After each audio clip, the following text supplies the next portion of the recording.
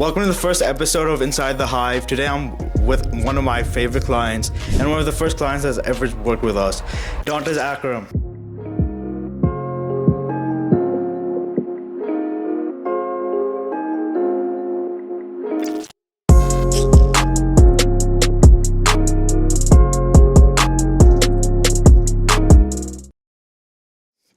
Yo, what's up?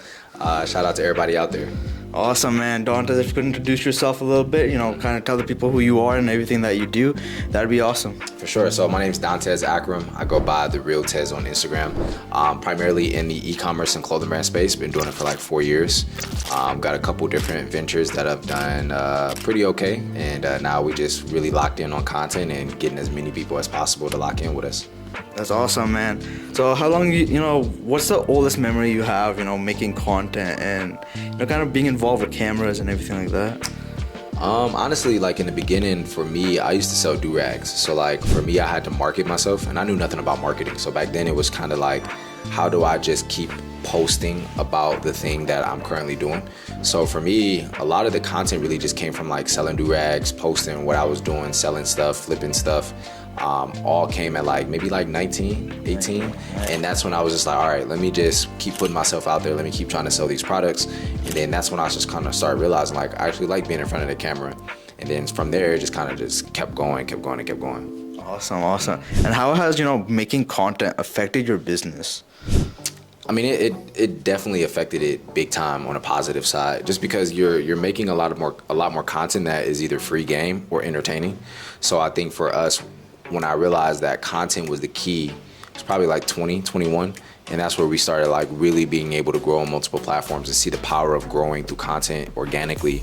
And now we're just like, all right, well, YouTube is the best thing you could do, like 100%. So it's 100%. Like, now, all right, let's lock in for real. Let's lock in and get it done. Yeah. So throughout your childhood, man, do you think there were any pivotal moments, right, that have shaped the person that you are today? Life not being easy, you know what I mean? Like, I think some people get it easier in life, and I sometimes think people get it harder in life for a reason.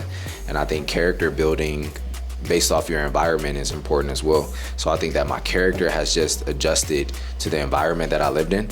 And from there, it's just more so like, okay, well, if I'm consistently being challenged and I'm consistently overcoming the adversity, then I'm built for something bigger. And always having that in mind allows you to keep seeing the long term. You know what I mean? The long-term vision is really important, yeah. Exactly. Yeah, and a lot of people don't have that long-term vision. So, if someone's watching this, right, and they're like in that phase, right, where they want to be an entrepreneur, but they still can't decide if it's the right path for them, what advice would you give them? I say take the risk, man. Because I mean, the one thing I would really hate is getting to my deathbed and regretting anything.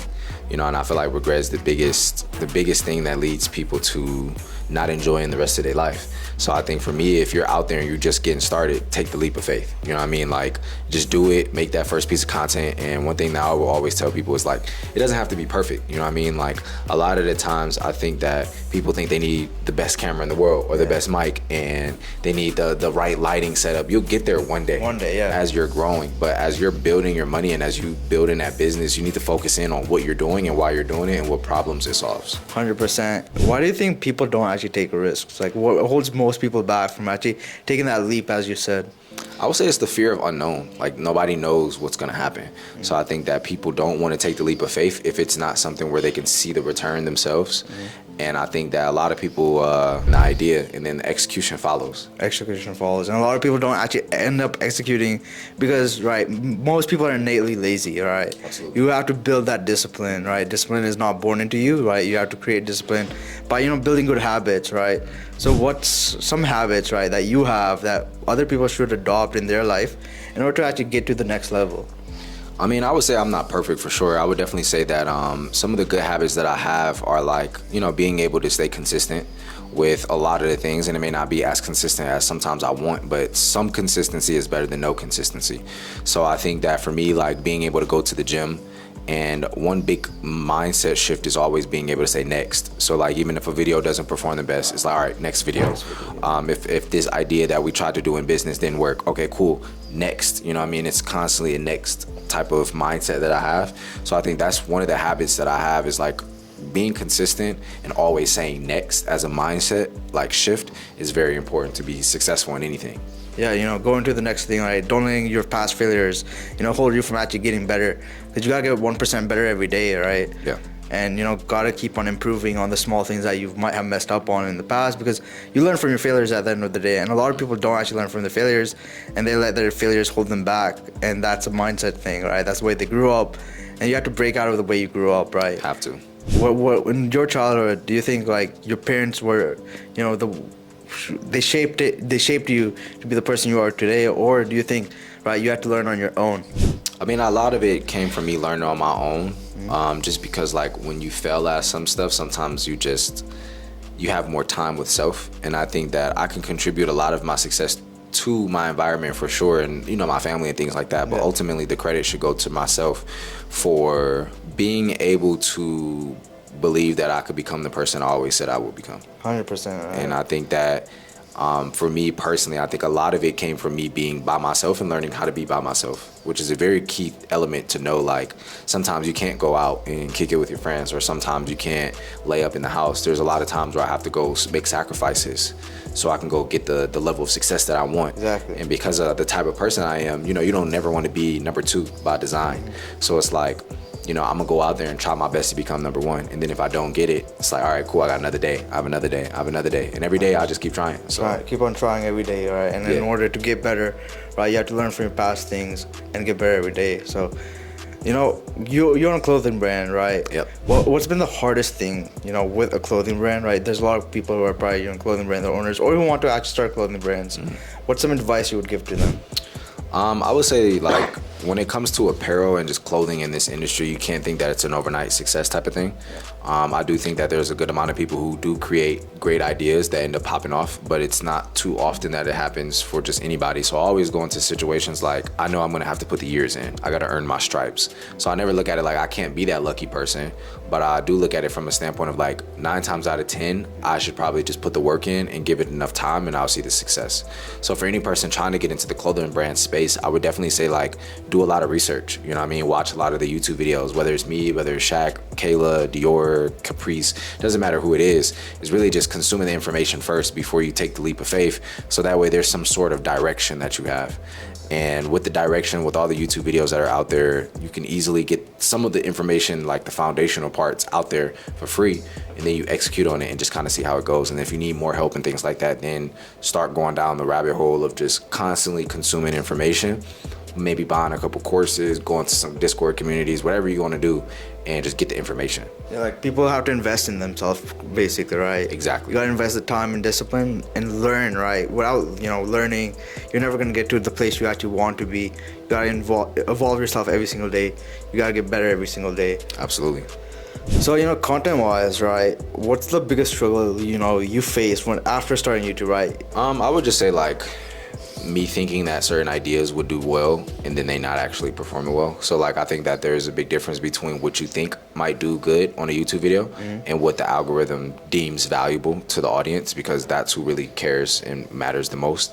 So I think for me, it's just understanding my audience and understanding what type of value to put out and what value really is, and then what's actually fluff. Because a lot of the stuff, like, you can have a viral clip that's only 30 to 45 seconds go viral. Yeah, like that one clip that you had, right, where your girlfriend gave you food in bed. That one went viral on Twitter.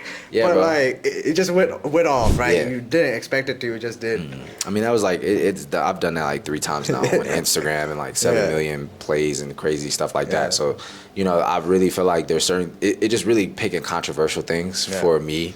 Making like content is it's an element that you got to stay creative in, but you also have to enjoy it. And I think I've been doing it for a long enough time to where sometimes I enjoy it, but when it feels like work, it never performs the way I want it to. Exactly. But when I'm having fun or I'm just showcasing something, that's usually when I go what viral. does well, right? Because people can see all that authenticity through the screen, right? They can see this is the real Tez, right? This is not just a manufactured version of him that's on screen, and then they can actually connect with you. Yeah, exactly, 100%. I mean, I think that as long as you live your truest self and your purest version of you, like, I think that you'll naturally have people gravitate to you, but they only gravitate to you when you're sure in your ways and sure in who you are. So if you know who you are and you stand on it and you're willing to die behind who you are and you just stay consistent, you're bound to get people who like you for you to come follow you.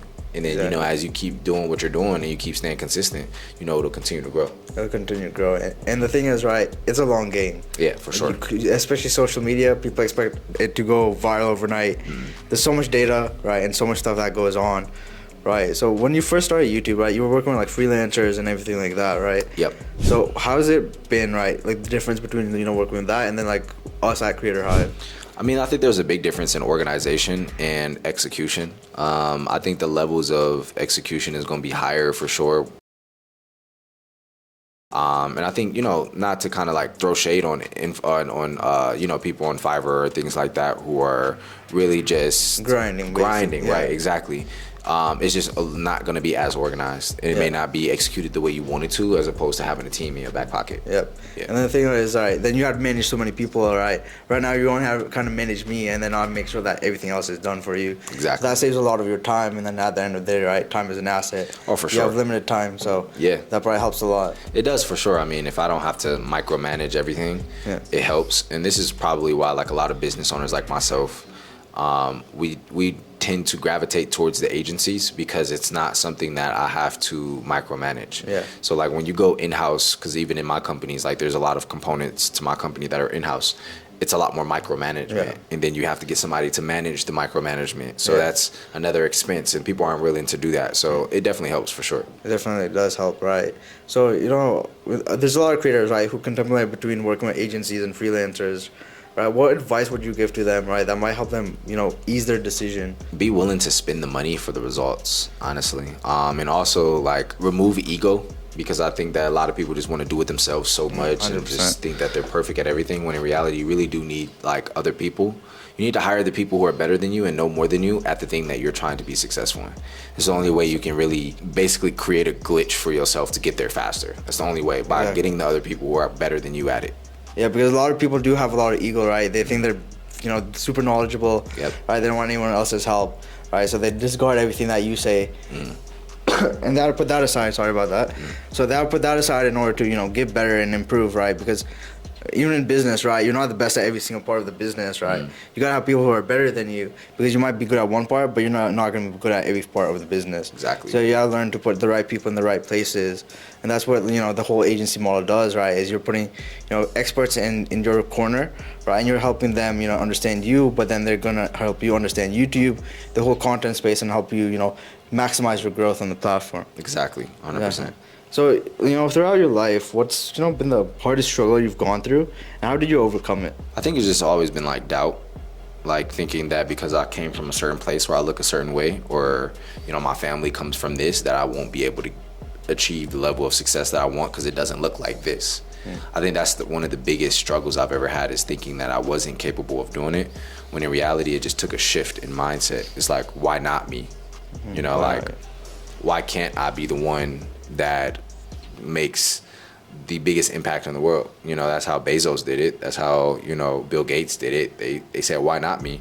And they just dared to be extravagant. They dared to do the things that most people would fear to do because of what other people may think. And I think that the most successful people are obsolete at knowing that they don't give a single fuck about what anyone else has to say. Exactly. Sorry, I don't know if you can cuss on here. You can cuss all you want, man. Yeah, so that I would say that's been my hardest authentic. struggle. Yeah, that's my hardest. That was my hardest struggle, and then overcoming that mindset, because it takes time. If it's elements of your mind where you haven't really trained, and then you're training yourself to believe in yourself when nobody else believed in you, it's a difficult task to like successfully overcome. But once you do, it's like you've unlocked a part of your life that you probably never thought you could unlock. Exactly. It's all about a mindset shift at the end of the day, right? Unlocking this part of your mind, right, that's been locked and that's been bred through you, through schooling, through your, the way you grew up, right? That's put you in a certain box. You have to get out of that box. You were talking about impact, right? So what type of impact are you trying to leave, both in the content space, but also, through your personal brand and also on your on the clothing side and the clothing industry? Yeah, for me, the reason I do what I do is because I want to leave something behind for my kids. But more importantly, like, I want my last name to be known. But even more important than that, I would just say, like, to let people know that it is possible. You know what I mean? Because I think for me, all I needed to know was that it was possible. So sometimes you need to see other people driving the cars, and you need to see other people, you know what I'm saying, like doing the big months or the big days. You need to see those things for inspiration. And I think for me, what I'm trying to leave behind is the fact that it is possible. You can be the kid from Cleveland, Ohio, who sold do-rags, who had a kid at 18, graduated with 2.6 GPA, and become a successful, not mogul, but basically entrepreneur. And really you've impact made it, people. right? You've made it out of, you know, the struggle that you went through. Exactly. And it's always better when you look back and you know, like, I'm not living the way I used to. Even though right now isn't where I want to be, it's better than where I was. Exactly. And always keeping that in mind. And keeping, like, being grateful for where you are, right? A lot of people forget that, right? Yeah, for they sure. get to a level and then they're like, oh, wait, why am I only here? When they don't look back that they've gotten 100% better from their past experiences and, you know, the past failures. And a lot of people don't keep that in mind, and that actually messes them up even more. For sure, 100%. Like, you just gotta always remain, like, patient. Yeah, And patience is key, bro. It is key, for sure. 100%. So, you know, clothing-wise, right, what's, you know, the whole One Love, right? What is One Love if, you know, someone's new here, right? Yeah. What's the whole meaning behind it? Yeah, so my clothing brand, One Love, I created for my daughter. And it really is just like a very hard definition of like my life is like when my daughter came at 18, I didn't know that I could love someone the way I loved her and love her now. So it's like One Love was like my heart, like having a kid that changes you forever, you know what I mean? And when you're responsible for a kid or you're responsible for someone else, it changes how you think and it changes how you move and operate. And I think that I would not be where I am right now if I didn't have my daughter. So I contribute to everything that I do to my One Love, to my daughter, to the person that, you know, started it all. But for a general definition of what it is, it's like everyone sacrifices or does something for someone they love. And that person is your One Love. And just kind of like representing the person you love through my clothing and then allowing other people to match, you know, put different outfits on and things like that with the people that they love is really dope things to do. So that's why I like it. That's awesome, man. That's like a very, you know, touching story, right? Appreciate it. You've been killing it with the clothing and everything, right? Thank you. So, you know, in the next 5 years, where do you want to see yourself? Just dominating it on the content side, on just YouTube. Clothing wise, like I would definitely like to, you know, make it more mainstream and get bigger people in it. But for me, clothing isn't like the only goal. So it's just like, you know, my goal is like, how do I educate people? How do I inspire people? How do I impact people through content? And clothing is great because I can sell merch. Yeah. But the big goal is like, if I'm as successful as I want to be on these platforms, I'll get people to buy that stuff because they buy into me. Your personal brand, right? Exactly. It's super important. So just continue growing the personal brand. Yeah. How important do you think a personal brand is, you know, in the day and age we live in right now? To, you know, the people who might be considering starting one, but don't have that actual push to get there? I mean, there's always a sacrifice. There's always a push and pull to everything that you do. So if you're going to start like a personal brand, you got to realize that it comes with, you know, a lot of like Privacy is kind of gone when you privacy's gone. I mean, you get a lot of hate every day. Like I get hate every single day.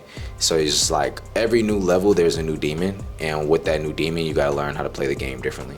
So I think it's just minor adjustments, but I would say go for it. Like if that's what you really want to do, there shouldn't be anything that holds you back from creating that personal brand. Because some people might really attach to you for you, but you're just closing yourself off, so you're losing the opportunity. 100%. And do it because you actually love content. Don't do it because, you know, you see money and people making a lot of money, right? Because if you do that after, you know, the first couple of videos, you're gonna burn out. You're gonna be like, oh, I'm not seeing results. I'm done.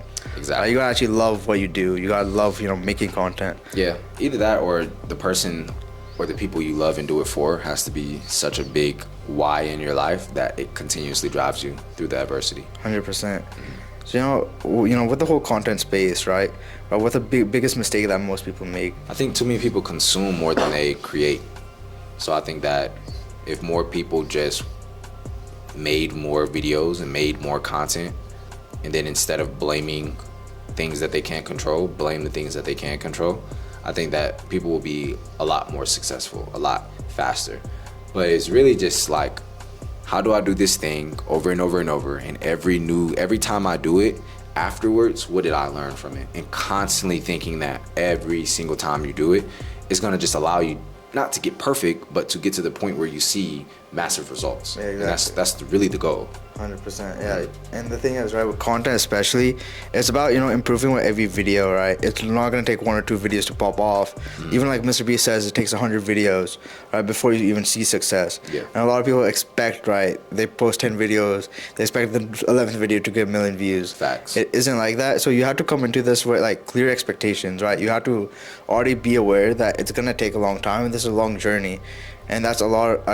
We've worked with a lot of people, right, that get started, right? They're like, oh, a month after starting with us, they're like, oh, why are we not at 100K? I'm like, bro, you were at 0, right? But you're at like 2,000 right now.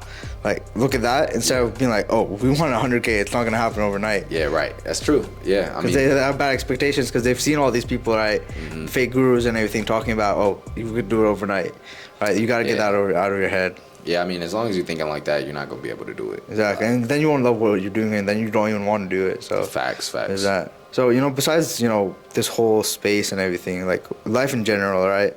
What direction are you trying to push it in? A time in my life where business is everything right now, outside of like family, of course.